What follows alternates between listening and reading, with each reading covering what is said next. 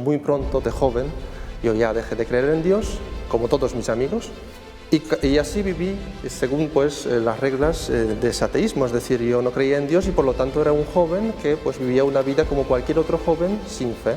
Voy al confesionario, me confieso, suelto muchos pecados que había tenido, o algunos graves, otros no tantos, y me dice vete a casa y lee una parte del Evangelio. Abro la Biblia y leo la parábola de la oveja perdida. Y en un momento dado algo se mueve en mí y caigo en la cuenta de que yo soy esa oveja perdida y que Dios me está buscando y quiere que vuelva a su casa, ¿no? Pues en un momento dado recibí una invitación a algo todavía más grande de lo que había vivido hasta la fecha. Y es que Padre Juan Manuel me propuso que formásemos una comunidad de consagrados, una comunidad que se llama Betania, y que ahí dentro de esa comunidad nos entregásemos a Dios de una manera más fiel. Lo que busco es esta santidad que yo sé que me trae la felicidad, porque solo sirviendo a Dios, solo siguiendo ese camino que Él ha preparado para mí, yo puedo llegar un día a esa santidad que está preparada para mí arriba, ¿no? Allí. En este mundo en que vivimos, este mundo tan ajetreado y rápido en el cual se olvidan cosas como por ejemplo la vocación, ¿no? Yo a cualquier persona que está sufriendo en su vida, que está atravesando una noche oscura, le invitaría que en esos momentos sobre todo buscase a Dios.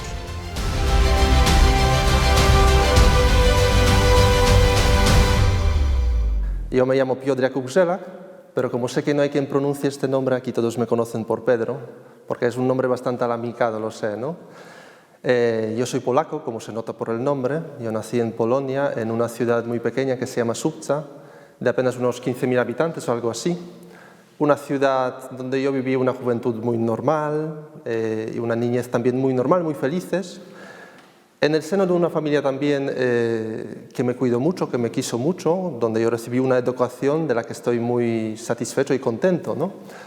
Pero donde siempre me faltaba ese algo, ¿no?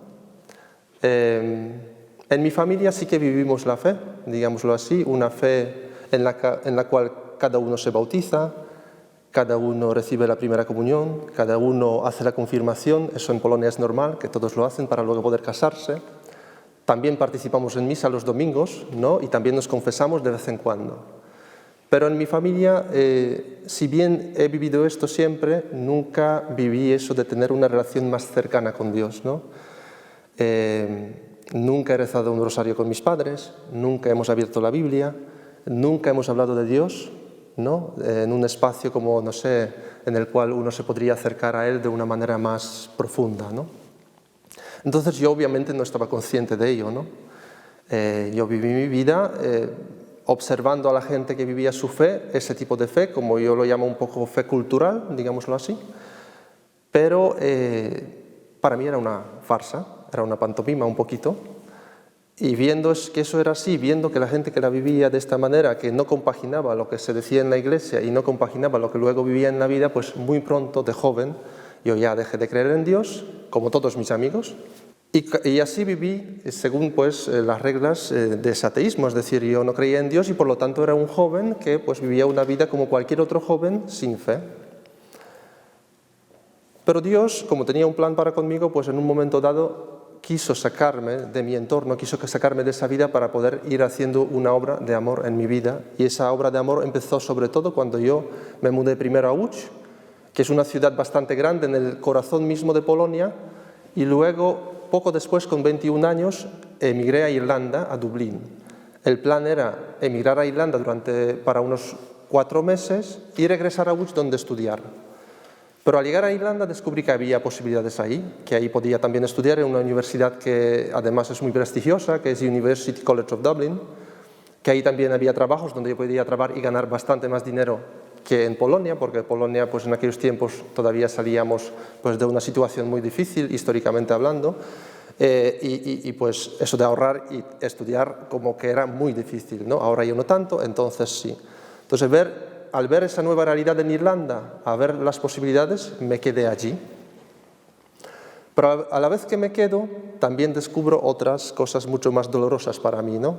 Porque yo, siendo joven, teniendo 21 años, habiendo tenido un grupo de amigos, un grupo de pues, la familia, todo ese entorno que me arropaba de alguna manera, ahora me encontraba, ¿no?, en un país ajeno, un país nuevo, donde no se hablaba mi lengua, donde la gente se comportaba de otra manera, donde ni siquiera mi sentido de humor ya valía para que yo pudiera relacionarme con la gente, ¿no? Entonces comienzo a padecer un vacío, un desvalimiento, un sentirse a la intemperie, ¿no?, como que ese no es mi lugar.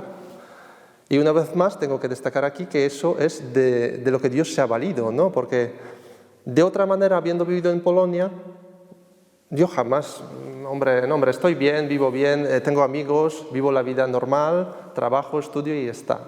Sin embargo, aquí tengo la soledad, no sé comunicarme con la gente y comienzan pues a surgir dudas acerca de eso, de la felicidad, ¿no? Y esto ya siempre será así, siempre me sentiré así, como me siento ahora.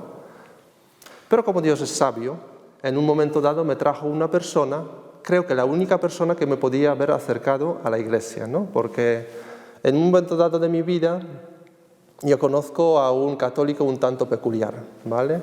Es un hombre un poco mayor que yo, que tiene 30 y tantos años, es creyente, él se confiesa, él va a misa, él se arrepiente mucho, pero por otra parte lleva una vida totalmente al margen de la moral católica. Pues, sin entrar en detalles, pues si le gusta, ¿no?, le gustan las mujeres mucho, ¿no?, y ahí es donde cae. Entonces, como es ese tipo de católico que no es tan piadoso y beato como lo que yo pensaba que eran todos los católicos, pues yo hago buenas migas con él y pues de alguna manera es gracias a él que me acerco a la iglesia, porque en un momento dado de mi vida, después de una fiesta que fuimos por allí, pues él me dice: oye, ¿por qué no vamos a un tentempié que tiene lugar mañana en la iglesia polaca de Dublín? Y yo digo: ¿iglesia polaca? ¿No? ¿Qué es eso? Y además me dice: ahí van creyentes y no creyentes, para que yo, ¿no?, me convenciera, ¿no? Entonces, como van no creyentes, digo, voy. Ese tentempié tuvo lugar después de una misa a las 12 los domingos, y pues voy a ese tentempié, conozco a la gente muy maja, ¿no?, porque yo tenía esa convicción que la gente que iba a la iglesia, pues beatos, mojigatos, que pues creen en algo que no es verdad, por lo tanto tampoco son muy inteligentes. Yo les miraba desde una perspectiva de una persona que se creía poseedor de verdad y por lo tanto les juzgaba, ¿no? Teniendo 21 años y además con esta prepotencia de adolescentes, porque ahora que maduramos más tarde, ¿no? Entonces, ese era lo que me pasaba a mí, ¿no? Y al ir allí, al toparme con un grupo de jóvenes y no tan jóvenes, pues bastante cultos, con los estudios universitarios terminados, con una vida buena, majos, que además me trataron muy bien y me acogieron, y donde yo me sentí como en mi casa. Pero no era solo por ellos, ¿no?, que eso ya lo sé hoy, entonces no lo sabía, no era solo por ellos. Entonces yo me sentí muy a gusto ahí, y también me entró un sentimiento del que al principio me avergoncé, entonces tampoco admitía mucho ese sentimiento. El caso es que ellos expresaban su fe con mucha libertad, ¿no? Ellos, al hablar de su fe, pues lo hacían con un entusiasmo que yo no tenía al expresar mi ateísmo, ¿no? Yo era más bien brusco, vehemente a la hora de expresar mis convicciones, ¿no? Si bien me mantenía fiel a mí mismo, pero era brusco porque yo no estaba feliz, entonces tampoco estaba consciente de esa falta de felicidad, pero esas eran las consecuencias de ello. Y ellos, sin embargo, vivieron su fe, vivían pues con mucha naturalidad, felices, gente pues además con mucho nivel en cuanto a todo lo que es la teología, ¿no?, todo lo que podemos saber sobre Dios, ¿no? Entonces a mí me entró la envidia. Yo les miraba y claro, y si bien no lo aceptaba, yo les envidiaba, honestamente. Entonces Dios ya hacía allí una obra en mí, porque me quitó esa condescendencia que yo tenía con ellos, ¿no? Yo miraba a la gente creyente como unos beatos, y aquí veía a otra gente que además me caía bien. Entonces yo, sin saberlo, siendo ateo, ya me estaba acercando a lo que él me estaba preparando, ¿no? Pero el patas, como siempre mete la pata, o la pezuña mejor, la pezuña, pues estaba ahí pendiente de alejarme. Yo lo vi a lo largo de mi vida, que lo que él siempre hace es, cuando aparece alguien que te puede llevar a Dios, o que te puede ayudar para que tú te conviertas, o que llegues a algo mejor, pues él busca cómo dividirte, ¿no? Él, de hecho, la palabra diablos es que tira, ¿no?, en dos. Entonces, eso es lo que empezó a hacer, y obviamente se valió de mis falsos convencimientos que yo tenía, ¿no?, acerca de lo que era la gente creyente, ¿no? Entonces, un poco con esa envidia, un poco por cómo me sentía por aquel entonces, porque ya estudiaba en la universidad y tenía, pues, por un lado aquí universidad, aquí trabajo y aquí la iglesia, ¿no? Entonces, un día de esos, ¿no?, después de haber dedicado mucho tiempo a los estudios, es decir, después de mucho tiempo sin pisar los salones parroquiales, porque la iglesia no la pisaba, pues entro en la iglesia un día de esos. Se celebraba, creo que fue Jueves Santo, creo que eso, y vi cómo celebraban, ¿no?, la celebración de Jueves Santo, y me di cuenta en un momento dado que lo que ellos vivían ahí, ese fervor, ¿no?, esa dedicación, ese dolor, ¿no?, que se siente cuando celebramos la Semana Santa, que yo no lo compartía. Y además me dije yo a mí mismo que estaba convencido de ello, que yo no creía en ello. Y también me dije que no sé qué hago aquí, me voy de aquí y no vuelvo jamás. Pero al haber disfrutado un poco de ese entorno en el cual me sentía arropado humanamente y también divinamente, al haber disfrutado también de la amistad de esta gente, al salir pues yo sentí un vacío muy grande durante mucho tiempo. Una vez más me sentí como a la intemperie, como antes. Y una vez más me sentí como que me faltaba un lugar, es decir, yo tenía otras realidades, como he dicho, pues la universidad, los deportes, el trabajo, donde tenía conocidos, pero donde no me sentía como en mi casa, como entre mi gente, ¿vale? Entonces, durante este tiempo que yo creo que Dios lo ha permitido para que yo mirara hacia adentro, y una vez más surgían esas preguntas, ¿esto ya siempre será así?, ¿no? Durante este tiempo yo descubrí que me faltaba algo, que tenía un vacío, que no había nadie que lo saciara, ¿no?, que lo llenara con algo. Y como tenía ese amigo pesado, que estaba a mi lado siempre, ese amigo al que me referí antes, y que me decía, oye, que estás mal, oye, puede que puedes ir a confesar, ¿no? Oye, que eso es lo que te ocurre, también me había ocurrido a mí en el pasado, ¿no?, cuando no creía, porque tampoco creía en un momento dado de su vida. ¿Por qué no te vas a confesar? Y yo en mi ateísmo que no y que no. Pero al final el sufrimiento, la soledad, el desvalimiento, pues crecía. Y al crecer pues crecía también la tentación, la llamaré así, de confesarme. Pues bien, un día de estos voy y me confieso, pero no con la idea de que el cura me va a resolver la vida, sino con la idea de, pues a ver qué va a pasar, un poco por desesperación. Voy al confesionario, me siento ahí, me confieso, suelto muchos pecados que había tenido, algunos graves, otros no tantos. El cura me escucha, pues durante 45 minutos, una hora, me escucha sin decir una palabra, ¿no? Al final me perdona mis pecados, que pues me resulta una cosa, oye, que todo esto lo que has hecho te está perdonado, y me dice, vete a casa y lee una parte del Evangelio. Ahí todavía no había pasado nada, ¿no? Todavía no hubo una reacción en mi interior. Voy a casa, abro la Biblia y leo la parábola de la oveja perdida. Como soy literato, porque estudio literatura inglesa y española en aquel momento, pues obviamente la leo, la releo, le saco pues todo el jugo que le puedo sacar. Y en un momento dado algo se mueve en mí y caigo en la cuenta de que yo soy esa oveja perdida y que Dios me está buscando y quiere que vuelva a su casa, ¿no? Y ahí es donde se rompe algo en mí y comienzo a llorar, obviamente, ¿no? Comienzo a pedirle perdón a Dios, comienzo a decir, oye, que qué he hecho, que yo soy ese, que yo soy aquello, ¿no? Y uno podría decir que ahí llega mi gran confesión. Pues no. Es terrible, pero no, porque como yo he dicho, yo tuve como varias áreas en mi vida, la universidad, el trabajo, los amigos de fuera de la iglesia y la iglesia. Y si bien comienzo a ir a la misa alguna vez los domingos, si bien me confieso siempre que me pesan los pecados, si bien voy a los ejercicios espirituales pero con la idea de recibir un subidón, ¿no? También participo en las peregrinaciones por la misma razón, ¿no? Pero no hay una conversión profunda porque pues mi estilo de vida sigue igual como antes, ¿no? Entonces no hay una confesión profunda y obviamente como tengo todas esas otras cosas, a menudo me ocupan tanto espacio que les dedico más tiempo que a la iglesia, que a Dios. pues, a profundizar en lo que es la fe, ¿no? Con tal mal resultado, pues que una vez más me alejo de Dios, vivo esa fe de pacotilla, la voy a llamar, ¿no? Y eso sigue así. Pero como Dios tiene un plan para conmigo, pues Él sabe que llegará el momento en el cual tendré que asumirla de una manera más profunda. Y ese momento llega cuando termino la universidad, porque termino la universidad, yo me preparaba para ser profesor de inglés, Dios me preparaba para otra cosa, como lo voy a decir más adelante. Y para trabajar como profesor de inglés en Irlanda, pues era muy difícil. El caso es que en Irlanda hay muchos profesores, nativos y no nativos, y normalmente cuando tú aplicas a un trabajo de ese tipo, pues tienes que tener experiencia. Yo tuve alguna, bien poca, y no era lo suficiente para que me dieran un trabajo.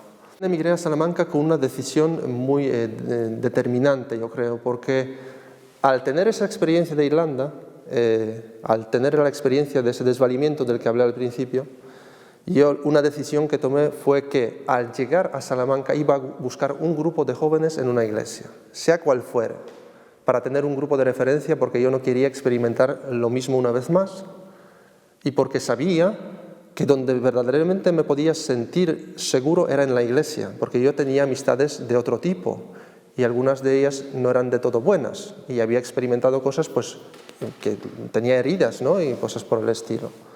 Entonces yo sabía que en la iglesia, aunque no somos perfectos, es donde yo siempre podía encontrar un grupo un poco más en el que yo me podía fiar. Entonces llego a Salamanca, comienzo a vivir, encuentro un trabajo en una academia, encuentro un piso y un día de esos doy un paseo por calle Zamora, que es una de las más frecuentadas en Salamanca, muy bonita, un cielo añil por encima, ¿no? Mucha gente, septiembre, todavía hay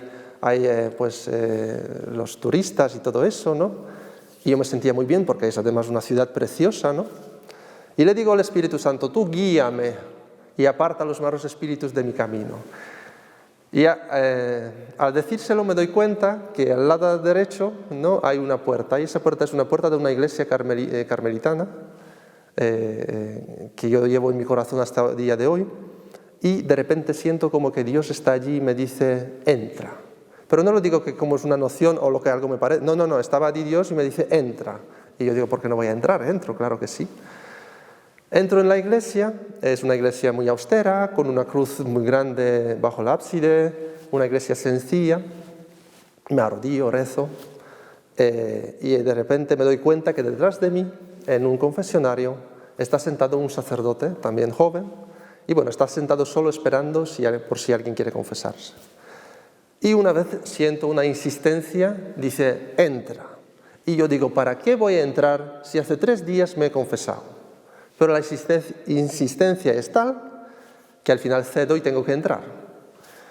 Y lo primero que le digo al sacerdote, yo no vengo a confesarme. A lo que él responde, entonces, ¿para qué vienes? La situación es en verdad cómica, ¿no? Porque yo estoy ahí, pues él me mira como un tonto, bueno, digamos la palabra, ¿no? Entonces yo le empiezo a contar un poco para justificarme que soy polaco, que acabo de llegar, que viví en Irlanda, que quiero pues, aprender español y enseñar inglés aquí, y le digo que busco un grupo de jóvenes. Y que, pues porque habiendo tenido aquella experiencia, pues quiero pertenecer a un grupo de jóvenes y un grupo de la iglesia. Y él me invita a ese grupo que hay ahí, porque hay un grupo en esa iglesia y me dice, ven este sábado y puedes participar y ya verás. Entonces este es un momento de cambio en mi vida. Este es un momento de antes y de después. Como he dicho, mi vida de antes, mi fe de antes era un poco más vacua, ¿no? Un poco más, con poca consistencia, digamos, sin tener un verdadero proyecto de vida, de fe, ¿no? Sin vivirla día a día, sin rezar día a día, ¿no? Entonces aquí en aquel momento eso comenzó a cambiar, porque yo desde el principio comencé a dirigirme con este sacerdote y desde el principio comencé a ir a misa todos los días. No porque me gustase ir a misa todos los días, eso también hay que decirlo, sino porque a esa misa iban los jóvenes de ese grupo y a esa misa solía ir ese sacerdote también. Entonces, por un lado, todos los días iba a misa y vi como poco a poco, comenzó a cambiar mi vida. Por otro lado, comencé a dirigirme con ese sacerdote, que yo creo que lo de la dirección espiritual es de las cosas más importantes, por supuesto, después de la Eucaristía, que tenemos en la Iglesia. ¿Por qué lo digo? Antes en Irlanda yo me confesaba, pero al final era como soltar los pecados que me pesan y seguir con mi plan, con el plan de vida que yo tenía realizado o organizado para lo que yo quería de mi vida, ¿no? Sin embargo, en esa dirección espiritual, de repente, en vez de mirarme a mí mismo, tenía que mirar a Dios.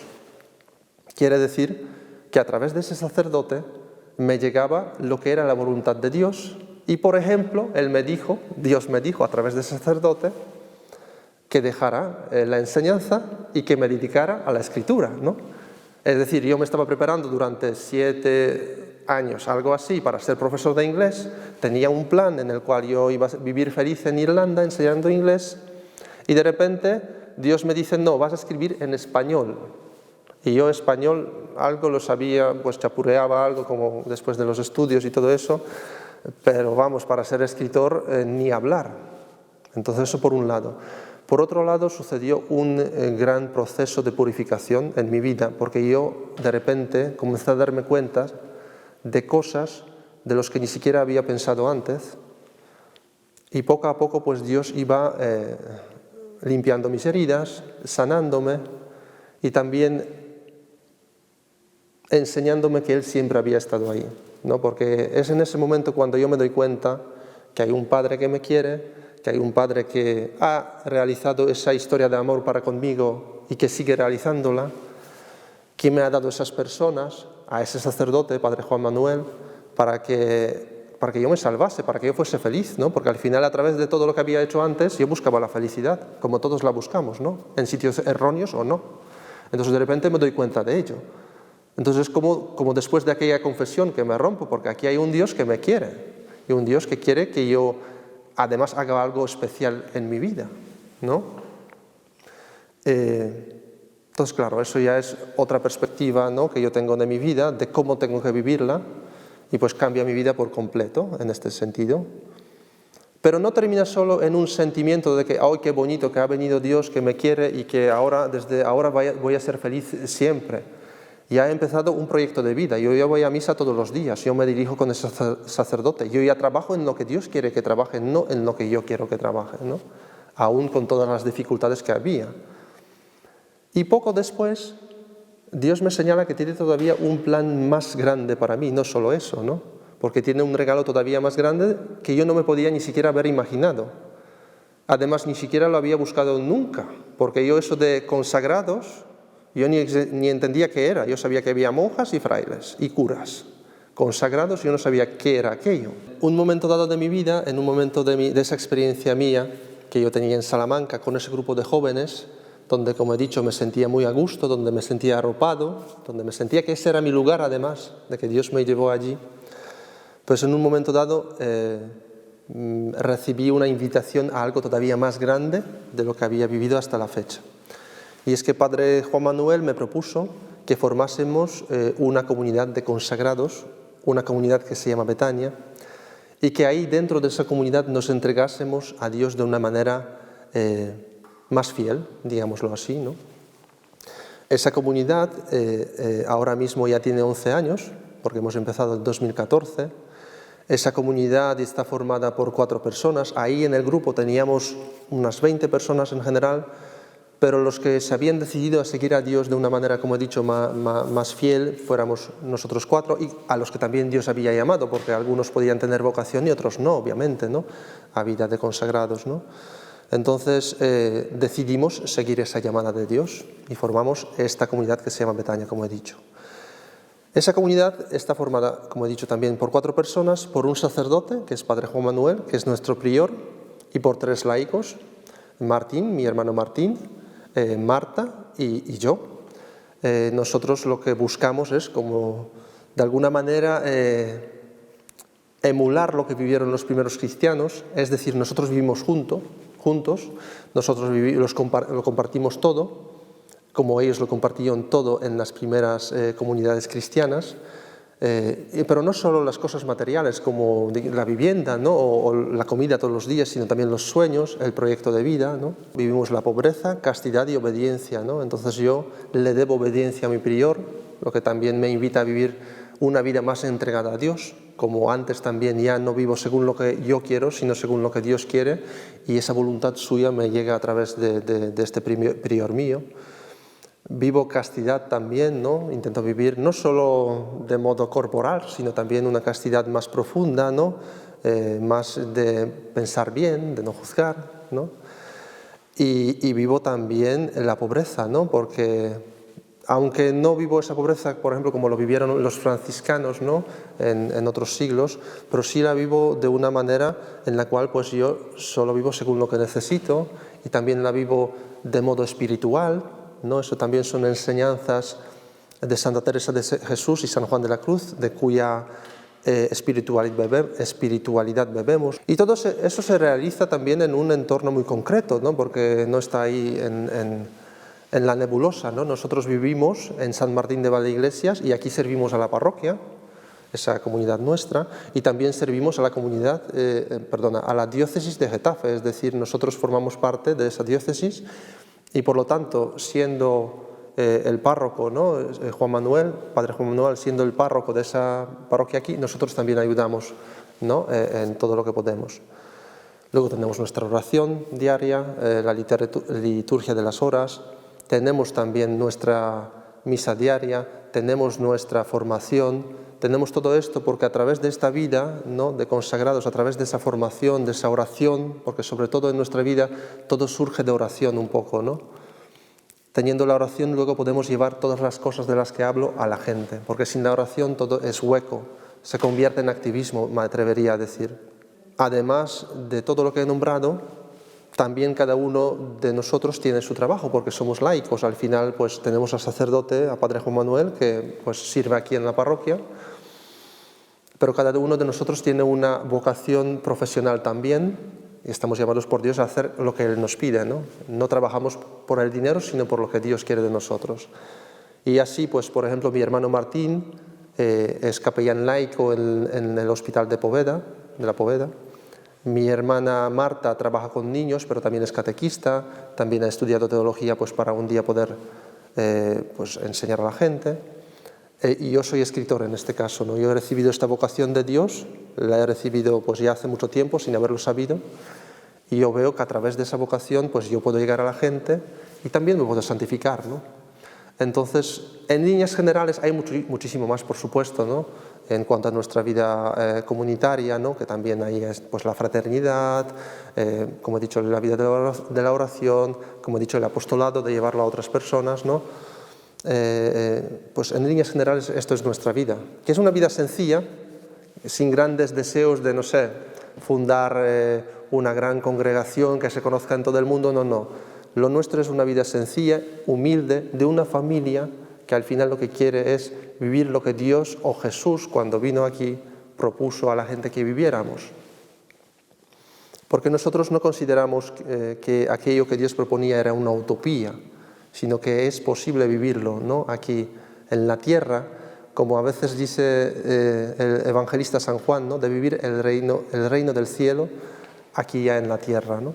Entonces, así en líneas generales lo que puedo decir, ¿no? Y obviamente luego está ahí mi trabajo de escritor, que pues lo realizo como mi vocación. Eso es una vocación que yo he recibido de Dios, ¿no? Por lo cual también lo miro desde otra perspectiva, ¿no? Es decir, Él me ha dado un don que yo debo realizar y también me ha dado la gracia para realizarlo. Yo he estudiado, como he dicho, literatura inglesa y española con un interés especial por la novela y por la escritura creativa, al principio como un pasatiempo, como un hobby, pero luego se convirtió pues, en lo que es mi vocación. Entonces yo ahí, gracias a esa preparación que tengo y gracias a ese don que he recibido, pues puedo crear cosas que a mí me parecen bastante logradas. Eso no lo puedo decir yo, pero a la gente que ha leído este libro mío, que tengo por ejemplo ahora, pues le ha gustado, ¿no? Por otra parte, veo también que yo me santifico, ¿no?, a través de este trabajo que es arduo al final, porque la gente piensa que lo de la escritura es una cosa así romántica, ¿no?, que te sientas ahí, que viene una musa, se te sienta y tú escribes todas las cosas bellas que salen sin esfuerzo, que no es así. Si alguien viera las páginas con tachaduras que tengo, pues se reiría de mí, ¿no? Pero pues es un trabajo arduo a través del cual yo me santifico, como me santifico a través de esa vida que tengo también en la comunidad. Entonces todo esto está ligado, muy ligado. El libro que he escrito ahora pues es, por ejemplo, sobre un episodio que ocurre en la vida de Santa Teresa de Jesús. Santa Teresa de Jesús, cuando tiene 24 años, tiene que viajar a un pueblo que se llama Becedas. Viaja allí porque está gravemente enferma.